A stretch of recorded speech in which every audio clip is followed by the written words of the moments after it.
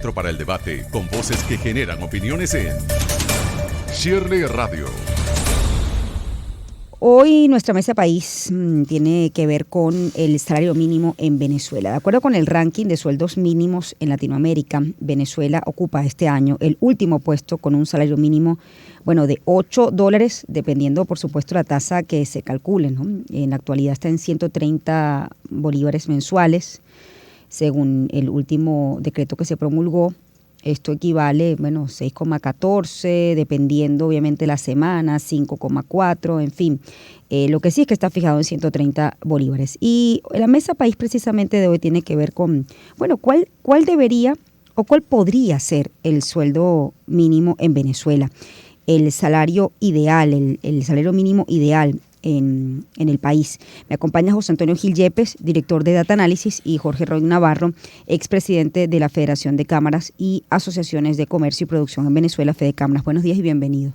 Muchas gracias, Shirley. Gracias por este espacio. Bueno, vamos a comenzar con la pregunta que abre esta mesa, ¿no? Yo no sé si poner debería, yo creo que es podría, ¿no? Entendiendo las circunstancias económicas del país, del gobierno en la actualidad. ¿Cuánto podría ser ese sueldo mínimo, ¿no? A propósito que ya viene el 1 de mayo. Tradicionalmente, pues siempre se anuncia un nuevo salario mínimo el 1 de mayo por el Día del Trabajador. ¿Quién comienza? Esa es para Jorge. José Antonio, que está José fácil. Antonio, José Antonio. La fácil es José Antonio. Mira, eso depende de la productividad del país. Y si tenemos tantas actividades económicas cerradas, tenemos empresas con rentabilidades mínimas, ¿de dónde saldría el dinero, tanto desde el punto de vista de las empresas del Estado como de las empresas privadas, para aumentar los sueldos? ¿De dónde? O sea, si la distribución de los sueldos entre el capital y el trabajo fuese muy dispar, pero no lo es, porque las empresas no están ganando enormes sumas de dinero.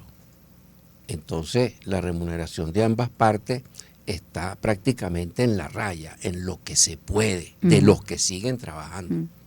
¿Okay? Porque tanto empresas del Estado como empresas privadas han cerrado o no están operando. Entonces, eso nos lleva a toda una gran reflexión, que es la misma que nos tenemos que hacer cuando se anuncian préstamos del Fondo Monetario Internacional. ¿De dónde va a salir el dinero?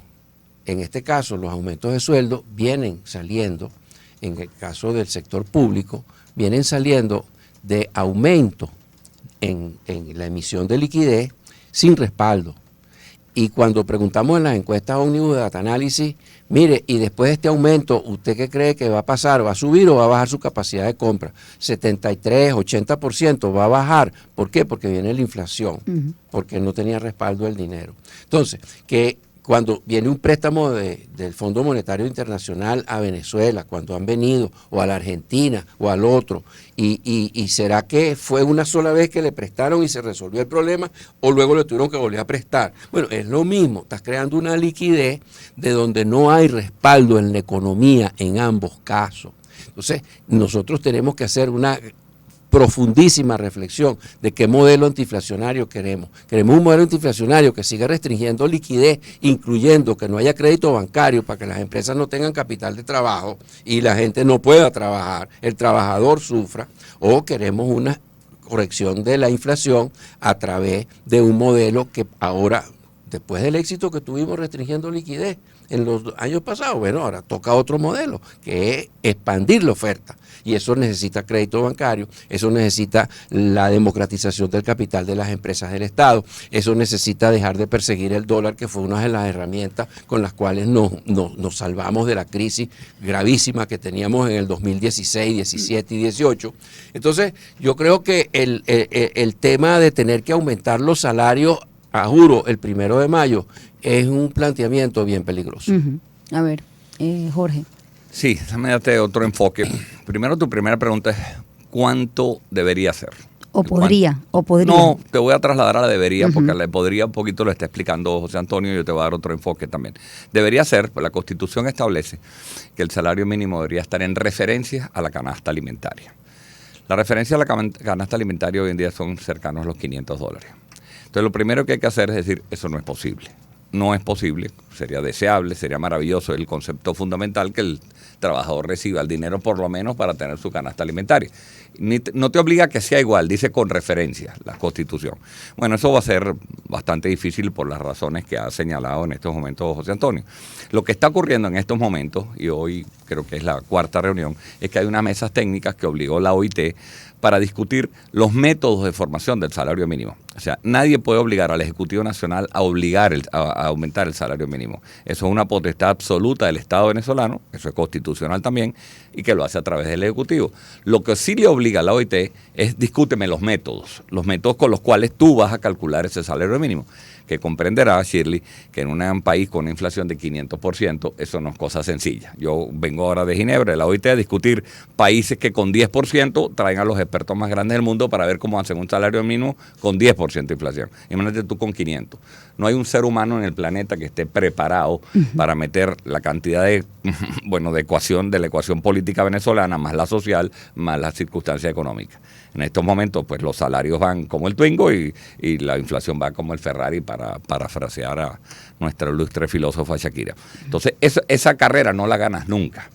La carrera fundamental aquí tiene que ser, la pregunta es cómo tú haces un programa de estabilización económica que permita que tú puedas diseñar una escala salarial en el tiempo, y después te daré algunas fórmulas, que sea sostenible en el tiempo. Tú puedes mañana aumentar $200. Eso pasado mañana ya no es nada. Entonces, si tú no tienes una fórmula en la cual se proteja con el tiempo, qué es lo que tenemos que hacer, cómo lo tenemos que hacer, cómo rebajas al mismo tiempo la inflación, cómo tienes macroestabilización económica, cómo impulsas la productividad de las empresas, que está diciendo José Antonio, sin eso, cualquier aumento salarial que hagas va a ser absurdo. Ahora, la gran pregunta es, bueno, me dijiste el debería, ¿no? Pero falta el podría. Parte que lo que explicabas de tu punto de vista, ¿se podría o hasta cuánto podría el gobierno aumentar? Me voy a adentrar solo por razones de confidencialidad de estas mesas técnicas en lo que podría, en sí podría. Yo estoy convencido que sí. Yo estoy convencido que va a haber un aumento salarial en las próximas semanas. No puedo adelantar cuánto porque lamentablemente eso es parte de un proceso de discusión actual que tenemos un compromiso, tanto Fede Cámara como los que están en la mesa, de no divulgarlo. Pero voy a darte algunas inclinaciones que me parece interesantes. El salario, como concepto, es algo que tú tengas libre disponibilidad de él. Te entra algo de dinero y tú puedes gastar en lo que tú quieras. Bajo ese concepto, lo que sería transporte y alimentación no es una libre disponibilidad, porque tú tienes que gastarte tanto dinero en comida y tanto dinero en transporte. A mi juicio, de lo que se trata es un poco de ver sobre el salario, sí te voy a calcular el recálculo de prestaciones salario, sobre el salario, pero que hay otras oportunidades de una parte importante de tu ingreso que no se contabilicen en el recálculo de prestaciones sociales, que repito, con una inflación del 500% es terrible. Muchas empresas quisieran aumentar más hoy dinero, darte un cheque mucho mayor cada mes, pero por el recálculo de las prestaciones sociales se limitan. Entonces, la fórmula que tiene que salir sea algo que permita al patrono, sobre todo al público. Recordemos que aquí el gran empleador, que es el sector público, es el primero que no puede. El sector privado ya está pagando $150 al mes en muchísimos sitios mínimo, pero el sector público no lo puede hacer. Entonces, esa fórmula que meta en la misma ecuación cuánto es salario, cuánto es transporte, cuánto es alimentación, cuántos son tus bonos extraordinarios, yo creo que va a ser muy interesante para tomar una decisión sobre, oye, hay un aumento de salario, pero sobre todo que la gente permita a las empresas aumentar un poco más si no tienes el miedo de que eso va a formar parte del recálculo de prestaciones. Ahora, hemos hablado del sector público, hablemos del sector privado, porque definitivamente cuando ocurre algún aumento, si es que va a ocurrir el aumento del incremento del salario mínimo, bueno, eso se traslada también a la escala o a la dinámica salarial de lo que puede haber en una empresa privada. ¿Cómo está funcionando en este momento? Le hago la pregunta a ambos. El tema de los salarios y si es posible montarse, digamos, en esta serie de aumentos que podrían venir, ¿no? A propósito, cuando se sube el techo del salario mínimo, José Antonio. Mira, ahí hay una gran diferencia entre las remuneraciones del sector público y del sector privado. Y la reflexión sobre de dónde o cómo aumentar productividad es mucho mayor en el sector público, la necesidad de esa reflexión, que en el sector privado.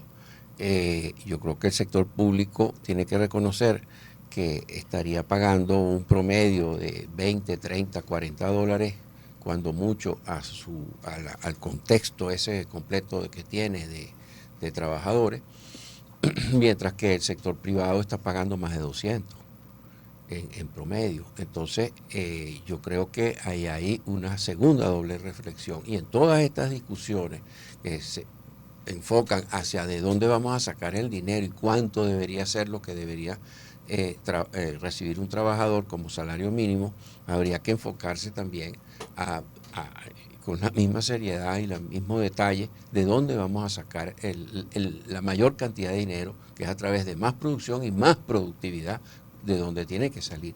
Entonces, si el sector público tiene alrededor de 1.000 empresas del Estado, y de las cuales muy pocas tienen resultados, yo creo que ahí se impone no necesariamente la privatización del 100% de todo esto, no, pero yo creo que esa es una gran oportunidad para estrechar los lazos gobierno-empresa, gobierno-empresa-trabajadores, gobierno-empresa-trabajadores, ahorristas en general, a través de lo que gente del gobierno bien ha denominado, en vez de privatización, lo han denominado democratización del capital. Yo creo que a través de eso, inclusive a través de esa democratización y entregando acciones a los trabajadores, que es parte de la fórmula de democratización del capital, rebajarías las prestaciones sociales enormemente, que es una cosa que el gobierno ha estado dándole vueltas de cómo resolver y no tiene solución. Entonces, creo que estas son las grandes macro reflexiones de dónde vamos a sacar y cómo podríamos aumentar, que sí podemos hacerlo, pero tiene que haber esta transformación de fondo, una reestructuración económico-política del modelo económico de Venezuela. A ver, Jorge, con el tema de la empresa privada, ¿no? ¿Cómo funciona estas escalas salariales? Y si en este momento en específico, fíjate que hay una contracción importante en la economía, sí, es posible hacerlo, ¿no? Porque, bueno, una vez que en el sector público se aumenta, no siempre va de la mano, pero se espera que también se traduzca a que haya aumento en las escalas salariales dentro de una empresa privada. Así es. Bueno, lo primero, Shirley, es la falta de transparencia en el mercado laboral. O sea, tú me preguntas a mí, las cifras oficiales te dicen que hay 7% de desempleo y, bueno, nadie puede creer esto. O sea, las cifras de informalidad en estos momentos de este país son probablemente, estos cálculos que hemos avanzado en muchos que estamos estudiando el tema, de más del 70%, porque ya la informalidad no es el señor que vende salchichas en la calle, que es un trabajo muy digno. La informalidad es un millennial hoy trabajando en su casa, que produce millones de dólares, pero que no está inscrito en ningún sistema de seguridad social. Entonces, ¿quién es privado y quién es público? Que esa es la primera pregunta que hacemos. La informalidad es lo que importa. O sea, no sabemos en este momento el número exacto de empleados públicos, no se sabe exactamente el número de jubilados, no se sabe el mismo número de pensionados. Cuando tú tengas eso, una matriz, que tú puedes diseñar un sistema salarial acorde para el país. Parte de las mesas técnicas que estamos teniendo ahorita, con información de gente del Banco Central, del Instituto Nacional de Estadística, parte de esta base. Tu pregunta específica del sector privado la tenemos un poquito más elaborada, porque sabemos las escalas y, como dice José Antonio, hay empresas, el sector industrial es el que mejor está pagando, llegan a sueldos de $200-250, el sector comercial paga $70-80 de acuerdo a cuál sea la maniobra, pero es muy raro ver en el sector privado alguien que gane el salario mínimo. El salario mínimo es una referencia, no debería ser un salario con el cual tú valores ningún cálculo de vida para tu vida futura, sino una referencia mínima sobre que no puedes pagar menos que eso. Entonces, bueno, hay una diferencia, como dijo, muy sustancial entre lo que es el público y el privado, que lamentablemente no tenemos las cifras para establecer cuál es el panorama completo de quién es quién y cómo se está. El tema de la seguridad social es fundamental. O sea, si hay 70% de informalidad, ¿quiénes van a pagarte a ti y a mí nuestra jubilación y nuestra pensión cuando se han ido 5 millones de jóvenes del país, donde ya nadie está colaborando con un sistema de seguridad social, acabaron con el seguro social? ¿Cómo funciona esto para futuro? Bueno, son preguntas muy complejas que todavía no se van a resolver, pero yo espero que por lo menos estas mesas técnicas resuelvan algo de lo que debería ser el salario José mínimo. Antonio dijo algo importante. Bueno, sí, se puede aumentar, pero definitivamente ¿de dónde van a sacar el dinero? ¿No? ¿Qué se ha discutido si se puede allí, de dónde va a salir el dinero en esta situación económica? Bueno, los cálculos que están haciendo es que mejore un poco el tema de Chevron, que debería empezar a haber algunos ingresos a partir de junio. La verdad es que parece que hubiera habido dinero para otras cosas y no las hay para los salarios. Tenemos un año sin aumento salarial Y mientras tanto se han hecho obras, aceritas, limpiezas, tal. Con razón los trabajadores, algunos dicen, ¿por qué mi dinero no hay dinero para otra cosa y no hay dinero para esto? Para mandar algunos barriles al exterior de crudo en vez de aumentar salario. Entonces yo creo que es un problema político que tiene que resolver el gobierno, pero si tiene que encontrar para algo tan complejo como desarmar ese descontento social que es la falta de salario, va a tener que encontrar dinero. Sí. Yo digo, no la tiene muy fácil. A ver, dejo esta pregunta, José Antonio, para el regreso, ¿no? ¿Cómo ha afectado esta situación el apoyo político hacia el gobierno por parte de la gente, ¿no? Si es uno de los principales descontentos. Me lo vas a responder al regreso. Hacemos una pausa y ya volvemos. Sonidos que te llenan de alegría en todo el país. Onda 107.9 en Caracas. Onda 104.5 en Barquisimeto. Onda 91.5 en Puerto La Cruz. Onda 107.3 en Maracaibo. Onda 103.5 en Ciudad Bolívar. Son las voces que te acompañan en tu día a día. Es la música que te emociona. Onda 90.3 en Acarigua. Onda 105.3 en Mérida. Turismo 105.5 en La Guaira. Onda 96.3 en Maturín. Supernova 103.9 en Guarenas. Onda 100.9 en Valencia. Onda 105.1 en Margarita. Al mejor estilo. Circuito Onda. Onda. La superestación. La información oportuna que te hace tomar correctas decisiones. Para eso está Shirley Radio con Shirley Barnaghi. Bueno, hoy estoy conversando. Sonidos que te llenan de alegría en todo el país. Onda 107. Continuar con nuestra mesa país a propósito del salario. Sonidos que te llenan de alegría en todo el país. Onda 107.9 en Caracas. Onda 104.5 en Barquisimeto. Onda 91.5 en Puerto La Cruz. Onda 107.3 en Maracaibo. Onda 103.5 en Ciudad Bolívar. Son las voces que te acompañan en tu día a día. Es la música que te emociona. Onda 90.3 en Acarigua. Onda 105.3 en Mérida. Turismo 105.5 en La Guaira. Onda 96.3 en Maturín. Supernova 103.9 en Guarenas. Onda 100.9 en Valencia. Onda 105.1 en Margarita. Al mejor estilo. Circuito Onda. Onda. La superestación.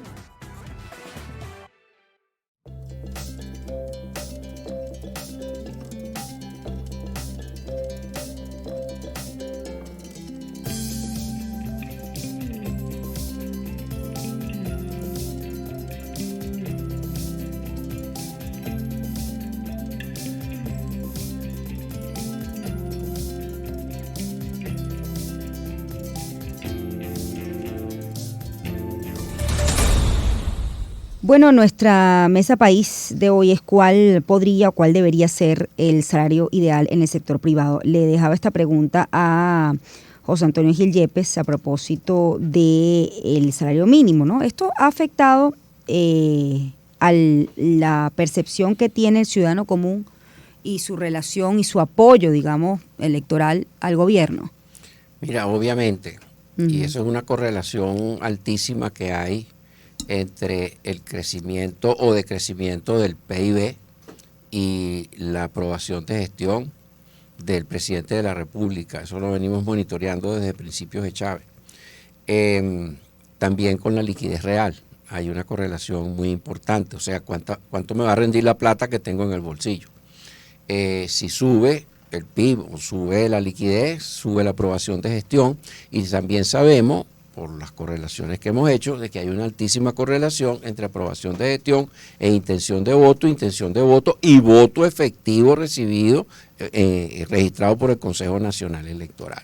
Entonces, mientras estuvimos viviendo el proceso de recuperación con las medidas económicas de cierta liberación a partir de principios del 2019, Desafortunadamente nos tocó la pandemia y no se vio mucho la recuperación, pero ya en el 2021 sí se empezó a ver y empezamos a ver que el nivel de aprobación de gestión del presidente de la República se empezaba a recuperar. Cuando vemos ya 2021 y hasta junio del 2022, julio del 2022, ese 18 meses, digamos, al principio de ese periodo, el señor Nicolás Maduro estaba en 10% de aprobación de gestión y para agosto del 2022 estaba en 27%. Y más o menos eso coincidía 1 a 1 con el PIB. Y más o menos también con otra medida muy cercana al PIB, que es la actividad económica. Ahora, ¿qué pasa? A partir de agosto, los problemas que tuvo la economía en agosto con mayor inflación y una devaluación sorpresa enorme, 17% de inflación y 38% de devaluación, pues esa sorpresa enorme le cayó muy mal a la gente, obviamente. Sobre todo, no solo por el monto, sino por la sorpresa. Veníamos bien y nos empezamos a empeorar. Entonces, hoy en día, el señor Nicolás Maduro, en vez de haber seguido esa evolución, más o menos un punto porcentual de aumento del PIB por mes, que lo hubiera colocado, digamos, 10 meses más tarde, 8 meses más tarde, lo hubiera colocado en unos 35 puntos de aprobación de gestión, hoy en día está en 22.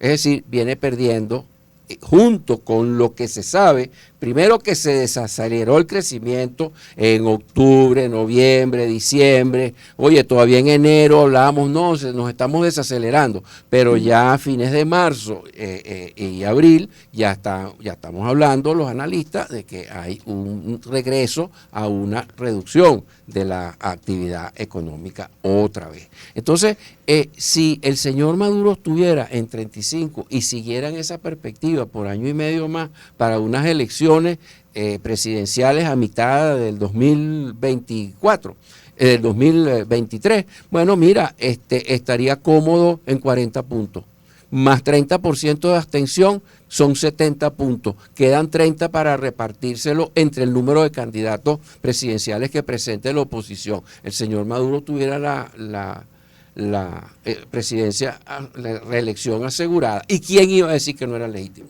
Ahora, por el camino que vamos, esa no es la circunstancia. Por el camino que vamos, la reelección del señor Maduro o la elección de un candidato presidencial depende si se sigue deteriorando la economía, si el gobierno sigue dejando de deteriorar la economía por seguir políticas inconvenientes que puede cambiar, pero si sigue por donde va, entonces la gran pregunta es ¿cuántos candidatos lleva la oposición? Si lleva uno y seguimos con una economía en deterioro, es imposible que el candidato de oposición pierda.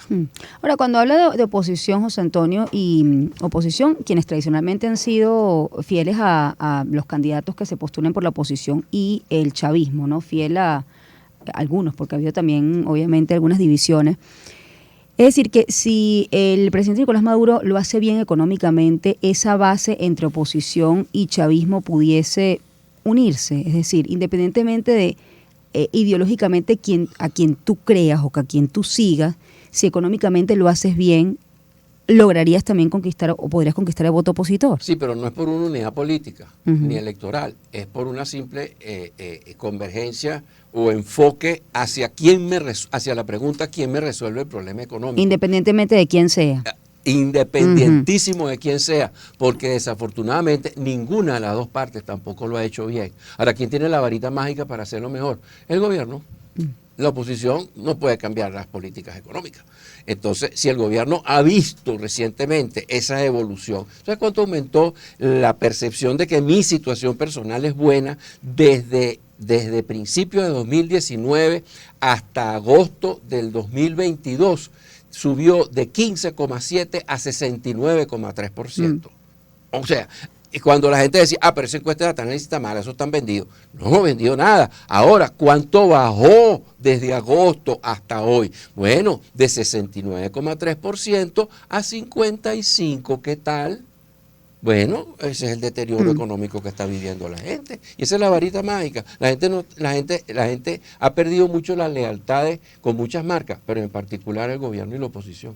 A ver, Jorge, ¿qué se ha hecho bien desde el punto de vista económico y qué definitivamente tiene que corregirse, ¿no? Un poco para que mejore esta relación, sobre todo sector privado-gobierno, ¿no? Sí, lo que se estaba haciendo bien era porque este es un modelo tal como está implantado que necesita mucho dinero mensual. O sea, ¿cuál era lo que se estaba haciendo bien? Que toda la semana el Banco Central inyectaba dinero suficiente para que la masa monetaria, para que los bancos tuvieran lo suficiente para acallar las demandas que había de dólares semanales, y con lo cual la economía empezó a girar. Ese de Venezuela se arregló, no era tan cierto, los países no se arreglan solos, no son de inteligencia artificial, hay que arreglarlo, pero evidentemente que mientras tú tenías toda la demanda de dólares cubierta, eso iba bien. ¿Qué pasó en agosto? En agosto pasó que se dieron unos bonos en bolívares al sector público, y además cuando la gente fue a comprar dólares, no hubo ese mes la oferta necesaria para dólares y se dispara el dólar de 8 a 14 en un solo mes, lo que estaba comentando ahora José Antonio. Con 8 a 14 ya todas las señales se volaron, pero es que no fue a 14, que después fue a 16, después 19 y a 25 4 meses más tarde. Eso ningún país puede. Entonces, ¿qué se estaba haciendo bien? Había una contracción monetaria importante, no estaban emitiendo dinero en orgánico, había una cierta disciplina fiscal, no teníamos las noticias de corrupción que se están viendo ahora, y ahora resulta que todo explotó al mismo tiempo. Devaluación, no tienes dinero para meterle al torrente monetario cada mes, pero es que además se están robando el dinero, como ellos mismos han confesado. Entonces, evidentemente que las cosas que se empezaron a hacer bien, lamentablemente no duraron mucho.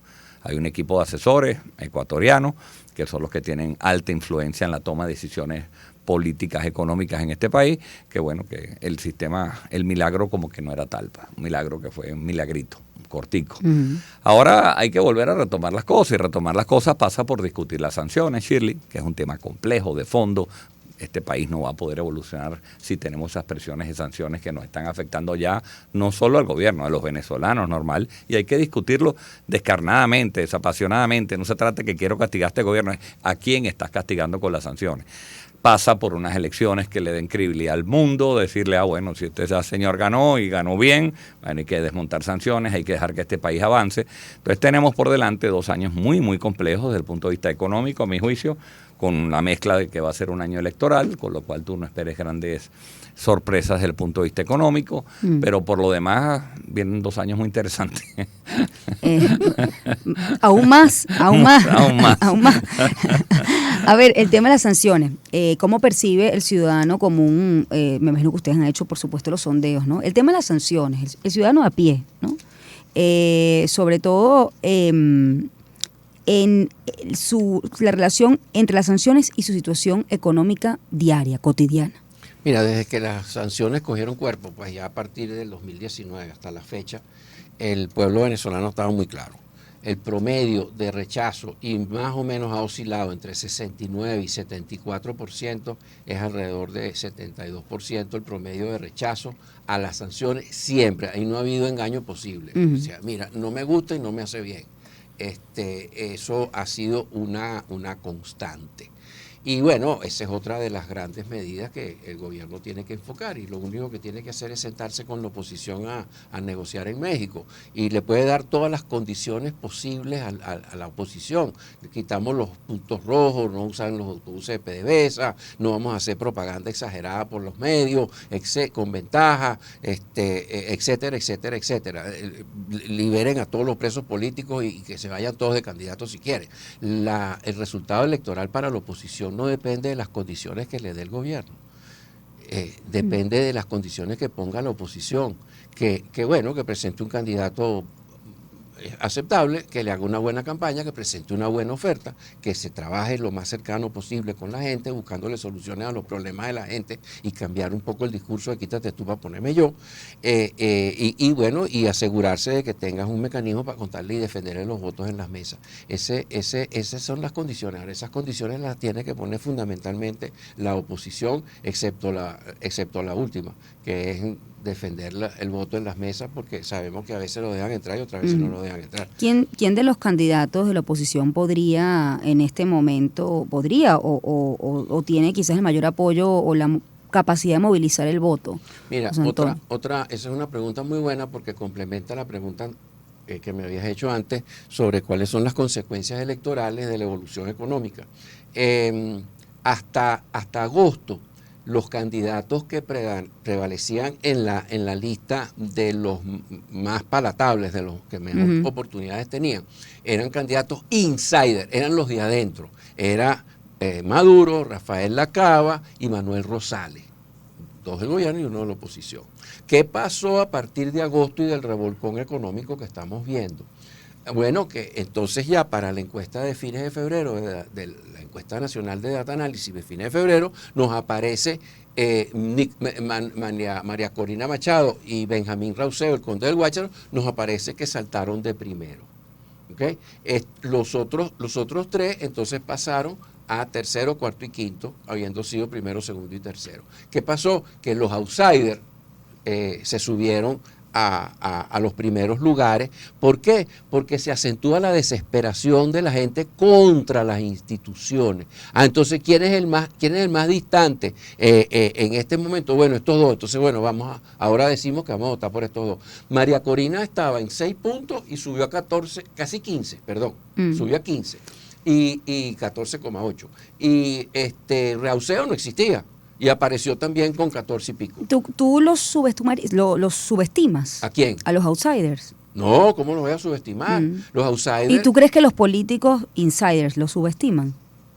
Bueno, claro, porque los políticos insiders dicen, bueno, yo tengo toda la vida en esto, y entonces ahora me va a salir un outsider. Y bueno, ¿quién ganó las elecciones en 1998? ¿Y quiénes ganaron la mayoría de los votos? Bueno, el mayor outsider que ha tenido la política venezolana probablemente, que se llama Hugo Chávez Frías. Bueno, ¿y dónde salió ese señor? Bueno, no, ese era un señor por allá que estaba en las Fuerzas Armadas y entonces, bueno, y después lo sacaron porque dio un golpe y etcétera. Bueno, pues entonces búsquense a ese, pues. ¿Por qué? Porque las instituciones no estaban dando los resultados que la gente esperaba y que con toda razón esperaban y no se dieron. Nos olvidamos de los pobres, nos dedicamos a luchar por cuotas de poder entre las élites y nos olvidamos de los pobres, que eran no de los pobres, de la pobreza, que es el enemigo común de todas las élites. A ver, ¿y el sector privado subestima a los outsiders? No, yo voy a aterrizar un poco más en que creo que, por ejemplo, el proceso de elección de las primarias es un proceso que no favorece a los outsiders en absoluto. Yo creo que este es un proceso de fundamentalmente maquinaria. Tú puedes estar en la intención de la gente. A mí me encanta María Corina, me encanta el conde del Guácharo, pero eso es deseo, no empreñan. Aquí cuando tú vas a hacer una primaria, tienes que tener una organización que te recoja los votos, que te lleve a la gente a votar, que tenga gente en las mesas. Entonces yo más bien siento que, más allá de ser una ilusión que anima el debate, me parece que de las primarias va a salir de acuerdo a cómo se conformen, porque todavía hay condiciones que si votan los extranjeros, que si se hace con papelitos, todavía falta mucho por discutir, pero en líneas generales creo que las primarias favorecen a la maquinaria. Y el que tenga la maquinaria más poderosa es el que creo que va a resultar electo. Los ruegos que uno hace es para que sea una plataforma unitaria, cualquiera que sea el que gane, todos vayan formando parte de una sola oferta electoral, cosa que en estos momentos no se ve tan clara. Entonces, yo creo que el tema de los outsiders, que es una cosa muy romántica y que en aquel momento fue producto de un factor de fama que tuvo Hugo Chávez, que recorrió el país, que hizo su tarea, en estos momentos es difícil de hacer porque, como te digo, el candidato se va a escoger por un método que va en contra del outsider. Y lo otro es, José Antonio, que le pregunté esto a Jorge, ¿no? Pero, sí, a Jorge, pero no a ti. Es el tema, cuando hablamos de salario, ¿no? Esta es una propuesta, a ver, que van a utilizar, por supuesto, muchos de los candidatos, bien sea de la oposición. La pregunta es, ¿qué tan posible y qué tan real es que un candidato de oposición lo pueda lograr? Es decir, ¿es tan difícil para el gobierno como para alguien que llegue nuevo al gobierno? El tema económico. Bueno, mira, el gran reto de quien llegue al gobierno, no siendo este gobierno que repita, el gran reto es cómo articula una gobernabilidad. Y eso con partidos que son tan minoritarios todos, gane quien gane. Eso va a ser un reto muy importante. Pero yo creo que aquí habría un consenso alrededor de varias medidas que tienen que ver con la recuperación económica, que es lo que justificaría el aumento salarial o apuntalaría, daría las bases, que son, vamos a discutir las sanciones para rebajar, vamos a discutir las condiciones electorales, aunque estamos hablando ya a futuro, después de un nuevo gobierno, pero es fundamental reducir las sanciones para poder reactivar económicamente.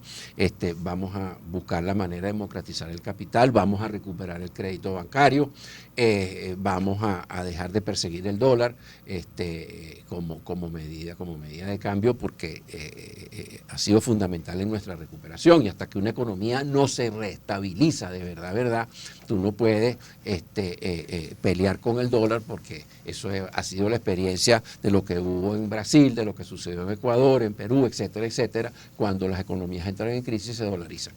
Y puedes regresar a tu moneda, pero si has hecho la tarea y el esfuerzo de reestructurar tu economía para que tu economía se convierta en una economía productora y productiva. ¿Cómo describirías, y para finalizar, Jorge, la relación sector privado-gobierno en este momento? Mucho mejor, pero no es por... Mejor de la que te tocó a ti, por lo menos. Bueno, es absolutamente. Comparado con eso de 0 a 100, creo que tocó una época muy convulsa, donde la guerra económica, y se me acusó de ser el general, que por cierto, la semana pasada recibí un bono en la guerra económica ya como jubilado, entonces me extrañó muchísimo que yo, habiendo sido el general de la guerra económica, esté recibiendo un bono, así que me sorprende esas cosas, ¿no? Pero de todas maneras, a lo que quería comentarte hoy, gracias a la OIT, creo que no es por convicción, sino por absoluta necesidad, la OIT ha obligado a formar estas mesas de diálogo social y el gobierno está respondiendo a ella. Hay una comunicación muchísimo más fluida con el Ministerio del Trabajo, tenemos reuniones semanales, este tema del salario se está discutiendo en mesas técnicas donde participa el sector privado, hoy hay acceso en todas las gobernaciones, alcaldías del país, entre las fedecámaras regionales y los gobernadores y alcaldes. No es que no escuchen mucho, no es que se haga lo que pedimos, pero los espacios de encuentro los hay y eso tengo que celebrarlo. Ha costado muchísimo, Shirley, el tener un diálogo social establecido nuevamente en el país. Ha habido muy pocos intentos de diálogo social en Venezuela, quizás el 58 en el Pacto de Punto Fijo, cuando hubo el Pacto de Advenimiento Patronal, y después el 97 cuando se discutieron lo de las prestaciones sociales. Tenemos 25 años sin diálogo social en Venezuela. Entonces, este espacito que hemos conquistado, bien sea por la OIT, bien sea porque han cedido, porque estamos mucho más cerca, cuidémoslo porque es mucho mejor tener ese espacio, aunque no logremos todo lo que se pueda, sino lo que se quiera, sino lo que se pueda, es bueno tener el espacio. Bueno, les agradezco mucho que me hayan acompañado en esta mesa país, que empezamos con el salario y terminamos con algo de política, José Antonio. Es que no puedo desaprovechar a José Antonio Gil Yepes aquí, ¿no? O sea, y el país es así, todo está combinado. Sí, así es. José Antonio Gil Yepes, director de Data Análisis, y Jorge Roy Navarro fueron mis invitados esta mañana. Hacemos una pausa, ya volvemos.